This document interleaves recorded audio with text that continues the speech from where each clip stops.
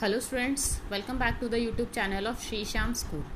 Today we are going to start a new chapter of class 7th Get Going Science. This is the third chapter of your book. So let's start.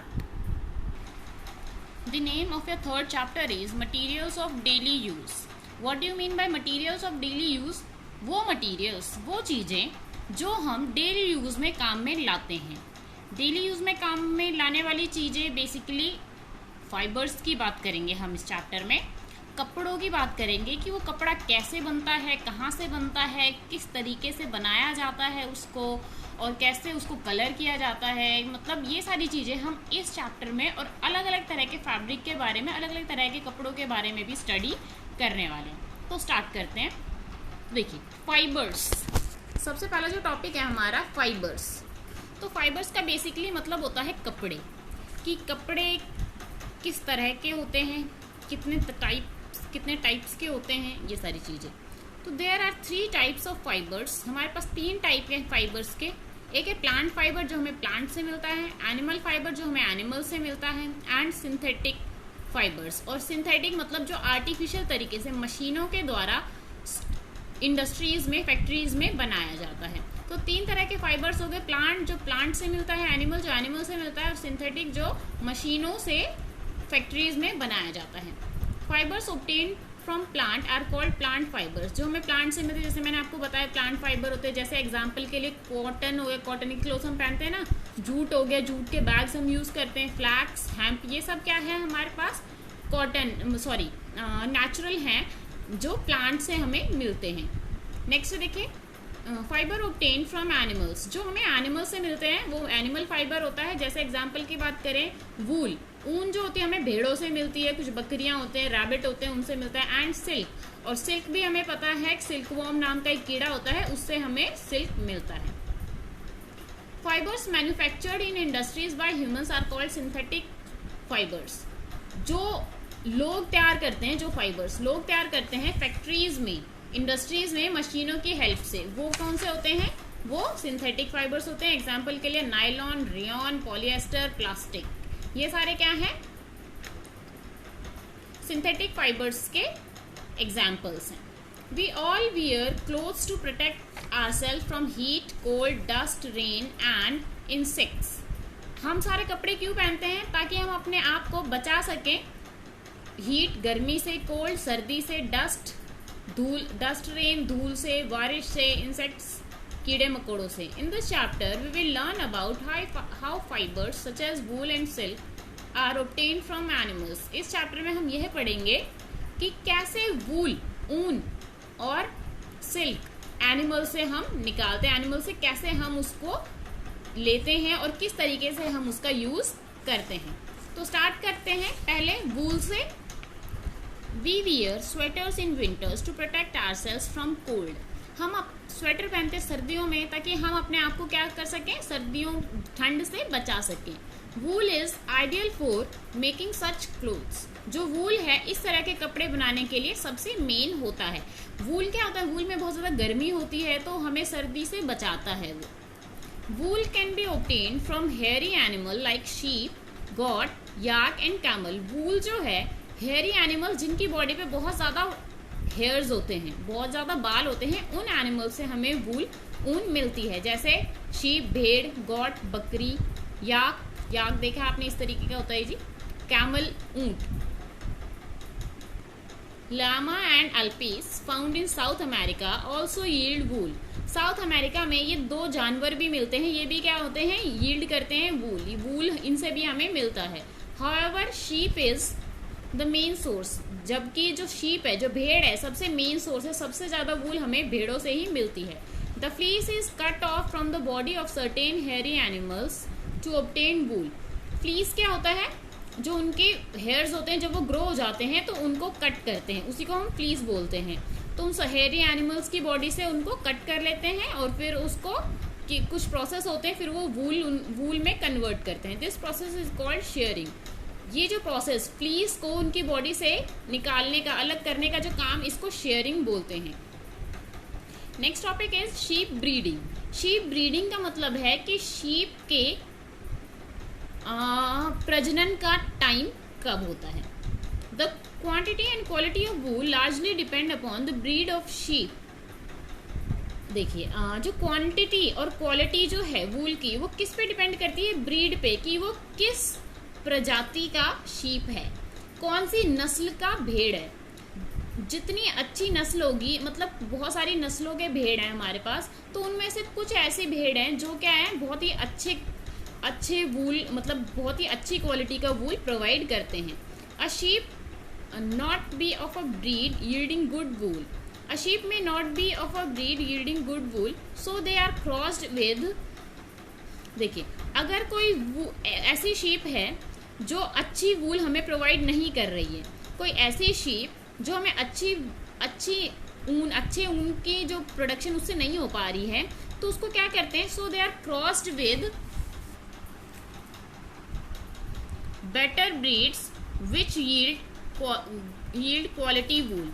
फिर उस sheep को cross कराया जाता है कुछ अच्छे quality के, कुछ अच्छे ब्रीड के भेड़ों के साथ, ताकि हमें अच्छी क्वालिटी के वूल मिल सके। तो स्टूडेंट्स देखिए क्या है, जो मतलब नस्लों पे डिपेंड करता है कि कौन सी नस्ल की भेड़ कितना अच्छा वूल प्रोवाइड कर रही है। तो ब्रीड्स पे, नस्लों पे बहुत ज़्यादा डिपेंडेंट होता है। अगर कोई शीप जो है वो अच्छी नस्ल की ऊन हमें नहीं दे पा रही है, तो उसको क्या कराया जाता है? क्रॉस कराया जाता है किसी दूसरे भेड़ से, जिससे वो क्रॉस ब्रीडिंग के थ्रू क्या होता है, फिर वो जो उनके जो बेबी होते हैं वो क्या होते हैं? अच्छे ऊन प्रोवाइड करते हैं। This process is called cross breeding. इसको हम क्रॉस ब्रीडिंग बोलते हैं। In our country cross breeding with some better breeds like merino, Rambouillet, Somalia, Corriedale, Dorset and Soviet merino has given better results. ये देखिए हमारे पास ये जो है ना, मरीनो, रोम्बिट, ये सब क्या है? ब्रीड्स के नाम है, नस्लों के नाम है, भेड़ों की नस्लें हैं ये। तो ये सारी क्या है? अलग अलग भेड़ों की नस्लें हैं, इनके साथ ही क्रॉस ब्रीड कराया जाता है, क्रॉस कराया जाता है, जिससे क्या होता है, जो आगे आने वाले जो नए बच्चे होते हैं भेड़ों के, वो क्या होते हैं? अच्छे वूल का प्रोडक्शन करते हैं। The sheep of some good breeds yield large quantity of wool. कुछ ऐसी भेड़ें हैं जो अच्छे ब्रीड के हैं, वो बहुत ज़्यादा अमाउंट में वूल प्रोवाइड करते हैं। जैसे जो रोम्बलेट है, वो क्या है? रैम्बलेट। ये जो है हमारे पास बहुत ही अच्छे लार्ज क्वांटिटी में हमें क्या प्रोवाइड करता है? वूल। देखिए, give up 5.5 kg of wool in a year. एक साल में 5.5 किलो 5.5 kg हमें इस भेड़ से क्या मिलता है? ऊन मिलता है। इस नस्ल की भेड़ हमें 5.5 किलो एक साल में ऊन प्रोवाइड करती है। तो सोचिए, अगर हर नस्ल की भेड़ इतना ऊन प्रोवाइड करेगी हमें, तो कितना ज़्यादा ऊन की कोई कमी नहीं होगी, बहुत ज़्यादा अमाउंट में ऊन होगा हमारे पास। Only healthy males are selected for breeding. सिर्फ हेल्दी मेल्स, जो हेल्दी होते हैं, जो भेड़ हेल्दी होते हैं और मेल होते हैं, उनको ही ब्रीडिंग के लिए यूज़ किया जाता है। The spring season is the suitable time for mating. जो स्प्रिंग का सीज़न है वो सबसे अच्छा टाइम होता है भेड़ों के प्रजनन के लिए, उनके क्या रिप्रोडक्शन के लिए। The ewe gives birth to its lamb after a pregnancy of 5 months। जो फीमेल शेप होती है उसको यू बोलते हैं, वो 5 महीनों तक क्या होती है? गर्भ धारण करती है। 5 महीनों के बाद वो अपने बेबी लैम्ब को जन्म देती है at the end of rainy season, जब तक रेनी सीजन का एंड हो जाता है। तो स्प्रिंग सीजन में क्या होता है? उनका अच्छा टाइम होता है रिप्रोडक्शन का, और रेनी सीजन के एंड तक क्या होता है? वो जो लैम्ब को बर्थ दे चुकी होती हैं। A lamb lives on its mother's milk for some days. कुछ दिनों तक वो जो लैम्ब है सिर्फ माँ का दूध ही पीता है, वो अपनी भेड़ माँ है उसी का दूध पीता है। The you must be given a nutritious diet during this period. तो वो जो माँ है उसको क्या है? न्यूट्रिशनस डाइट, मतलब वो सारे पोषक आहार दिया जाता है ताकि उसका जो बेबी है वो भी हेल्दी रहे। In addition to pasture grasses it should be given barley, gram, jowar, cakes of groundnut and cotton seeds। Grass के साथ साथ उसको बार्ले, ग्राम, चना, ज्वार, केक्स ऑफ ग्राउंडनट मतलब मूंगफली का जो आपको पता है जब मूंगफली से तेल निकाल लिया जाता है तो उसका जो वेस्ट बच जाता है ना, उसके जो केक्स बन जाते हैं उसको दिया जाता है। कॉटन के सीड्स होते हैं वो भी खाने लायक होते हैं, जो इनकी बॉडी के लिए बहुत ज़्यादा हेल्पफुल होता है। Small bricks made of urea, छोटे छोटे ब्रिक्स शेप में होते हैं जो यूरिया के बने होते हैं। Molasses and some mineral salt should be also given as a supplement. ये सारी चीज़ें भी उसको दी जाती हैं जो इसकी बॉडी में न्यूट्रिशन देती हैं, जिसकी वजह से इसका जो बेबी है अच्छे से फीड कर पाता है, अच्छे से दूध पी पाता है। Common Indian breeds of sheep, कुछ इंडियन ब्रीड्स जो सिर्फ इंडिया में ही पाई जाती हैं शीप की, वो नस्लें यहाँ पे पढ़ने वाले हम। All types of climate do not suit all breeds of sheep, हर तरह का क्लाइमेट सूट नहीं करता है भेड़ों के प्रजनन के लिए। India has different types of climate in different regions, क्योंकि इंडिया में हर एक मौसम में अलग अलग तरह के क्या होते हैं, मतलब क्लाइमेट जो है मौसम पे डिपेंड करता है। कभी रेनी है तो रेनी है तो बारिश होगी, गर्मी है तो फिर गर्म रहेगा मौसम। Hence different breeds exist in different regions, तो इसलिए इंडिया के अलग अलग रीजन्स में वर्ल्ड के अलग अलग रीजन्स में अलग अलग नस्लों की भेड़ पाई जाती हैं, सच एज बरखेरवाल, मारवाड़ी, बोलेंगीर, डेक्कानी एक्सेट्रा। ये भी क्या है, इंडिया में पाई जाने वाली भेड़ों की नस्लें हैं। देखिए ये है शीप फार्म्स। शीप फार्म्स मतलब वो फार्म्स जैसे हैन फार्म्स होता है जहाँ पे मुर्गियों को रखा जाता है, वो अंडे देती हैं, उसी तरीके से शीप फार्म होते हैं जहाँ पे बहुत सारी भेड़ों को रखा जाता है। वहाँ पे उनके उनकी ब्रीडिंग का और हर चीज़ का ध्यान दिया जाता है। In the northern regions of our country, northern regions में, नॉर्थ साइड में, many sheep breeders are nomads, बहुत सारे शीप ब्रीडर्स मतलब हैं। ड्यूरिंग समर सीजन में they move with the sheep to the mountains, summer season में वो अपनी भेड़ों के साथ पहाड़ों पे चले जाते हैं गर्मी से बचने के लिए। वेयर पास्चर्स आर अवेलेबल, जहाँ पे उन्हें पूरा खाना वगैरह जो उनको भेड़ों के लिए और उनके लिए सब कुछ अवेलेबल होता है वहाँ पे। And on the onset of rains they bring back to their sheep to the plains और लोअर हिल्स, और जैसे ही बारिश का मौसम शुरू होता है वो अपनी भेड़ों के साथ फिर से प्लेन्स पे नीचे आ जाते हैं।